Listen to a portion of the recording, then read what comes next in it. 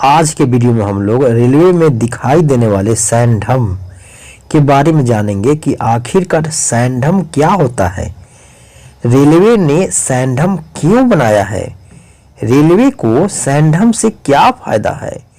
इससे पहले अभी तक आप मेरे चैनल हिंदी रेल टेक को सब्सक्राइब न किए हैं तो सब्सक्राइब कर बेल बटन को दबा दीजिए ताकि मेरे वीडियो का नोटिफिकेशन आपको मिलता रहे।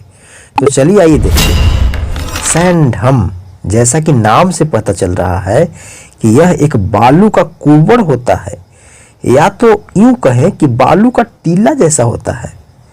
यह रेलवे ट्रैक का एक्सटेंडेड भाग होता है, यानी विस्तारित भाग, जिसके अंत में सैंड यानी बालू, जिसे रेत भी कहते हैं, होता है।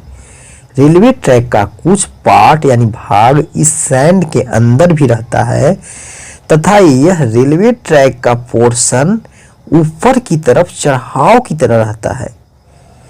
तो अब सवाल उठता है कि आखिरकार रेलवे को इस तरह बालू का टीला यानी सैंडम बनाने की जरूरत क्यों पड़ी।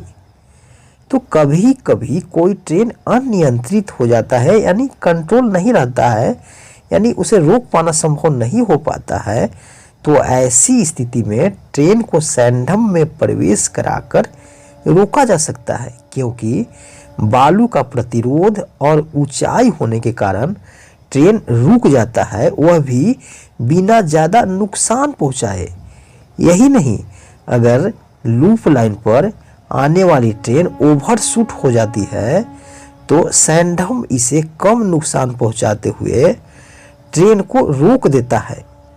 सैंडम आइसोलेशन यानी अलगाव का एक अच्छा साधन माना गया है, अर्थात इसका प्रयोग मेन लाइन को लूप लाइन से अलग करने के लिए भी प्रयोग किया जाता है। अर्थात अगर कोई ट्रेन मेन लाइन से रवाना हो रही हो तो सैंडम का प्रयोग करके एक साथ कोई दूसरी ट्रेन को लूप लाइन में भी रिसीव किया जा सकता है। सैंडम सिग्नल ओवरलैप का एक सब्स्टिट्यूट यानी विकल्प है, अर्थात जिस तरह किसी ट्रेन को किसी लाइन में रिसीव करने के लिए होम सिग्नल ऑफ करने के लिए सिग्नल ओवरलैप की ज़रूरत पड़ता है, उसी तरह सिग्नल ओवरलैप की जगह सैंडम का प्रयोग करके ट्रेन को रिसीव किया जा सकता है।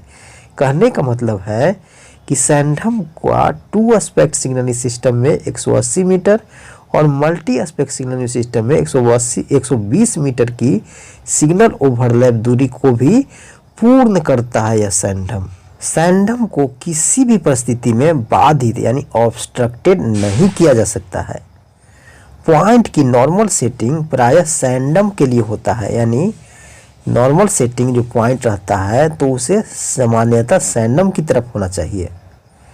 सैंडम CRS यानी commissioner of railway safety rail संरक्षा आयुक्त द्वारा अप्रूवल डिजाइन का होता है, यानी उन्हीं के द्वारा अनुमोदित डिजाइन का सैंडम बनाया जाता है और इसकी लंबाई 54 मीटर का होता है और 54 मीटर में ही सिग्नल ओवरलैप के 2 एस्पेक्ट सिग्नलिंग सिस्टम का 180 मीटर और वहीं मल्टी एस्पेक्ट सिग्नलिंग सिस्टम का 120 मीटर की दूरी को भी यह 54 मीटर में ही सैंडम पूरी कर देता है। तो इस वीडियो में इतना ही। हम आपसे पुनः मिलेंगे एक नए वीडियो में एक नए टॉपिक के साथ। तो चलिए, धन्यवाद।